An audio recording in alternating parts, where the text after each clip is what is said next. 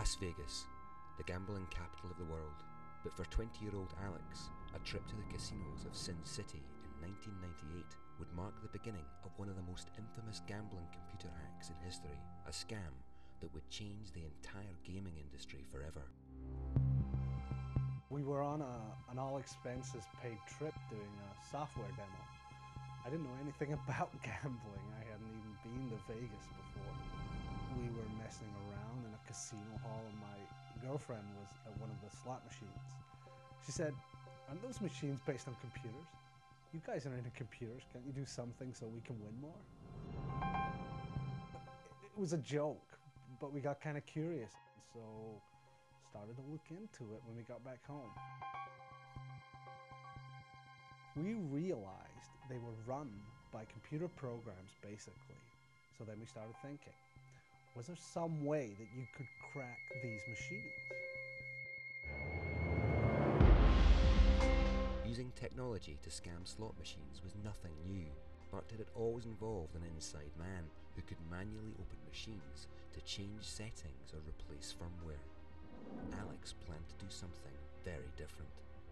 For us, the challenge was to use the computer skills, which weren't really very good, to do something that nobody had done. Hack remotely into the machines. Alex had been inspired by the Eudaimonic, the true story of a band of computer experts and physicists who had beaten the roulette tables in the 1980s by inventing a wearable computer that could predict the speed of a roulette wheel and how the ball was spinning.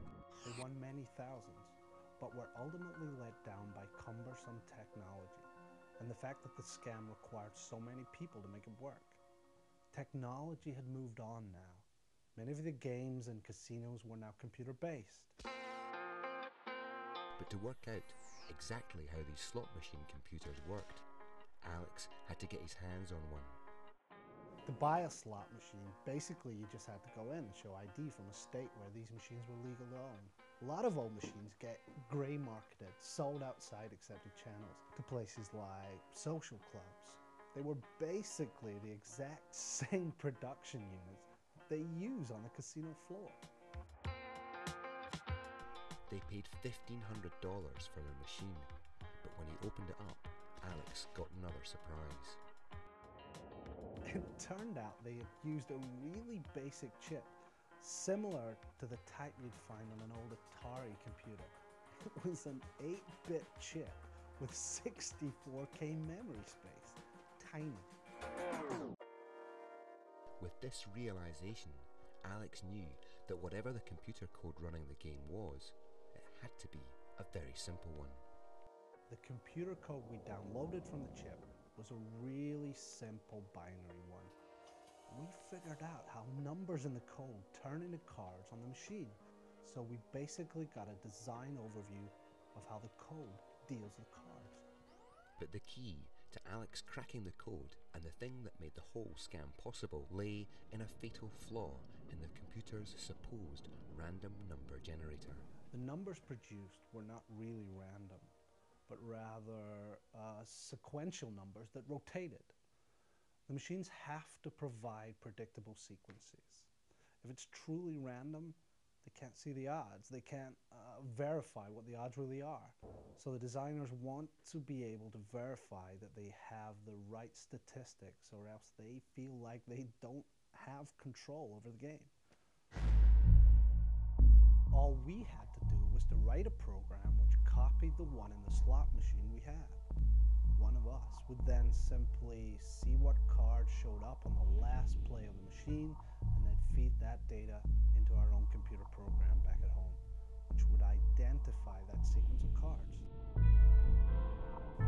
Our algorithm would then be able to calculate how many plays there would be before the next big card sequence. It might be 500 plays away, or it might be 5. We were pretty excited, mainly because we were smarter than the machine and could beat it. Alex had worked out a way of hacking the casino machines that seemed foolproof. But would it work? It was time to play for real. So I would scout a casino and pick one out that had a video poker machine. I needed to know very precisely the exact cycle time of the machine in order to feed back the correct data. Initially, we used a video camera stuffed into a shoulder bag. I positioned the bag so that the camera lens is pointing at the screen. I then run the camera for a while. I would then phone the machine timing data back to Larry, who would enter it into the home-based computer and run the program. Based on this data, the computer would predict the time till the next big win. I would use a stopwatch timer to time the exact time between these two cue tones.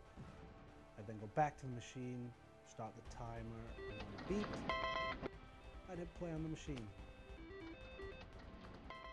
First time I think I won $35,000. Within a week, Alex and his crew had notched up winnings of $300,000. After 2 months, that total had reached over $1 million. But with the high stakes came high risk, and it wasn't long before Sin City's eye in the sky was watching. It was scary because we were just a bunch of computer guys, and you hear stories about these guys being famous for their "fuck the police, we're gonna take care of this ourselves" attitude. They found the computer in the pocket, and that was me busted. They questioned me for hours, took my mugshot, confiscated the computer, took my winnings, and eventually let me go with a proviso that if I was ever seen again in any casino, it would be curtains. I later learned that casinos generally don't prosecute attacks like ours, as they don't want to publicize that they have these vulnerabilities. The $1 million casino hack might have started as an intellectual challenge, but the legacy it left in its wake was huge.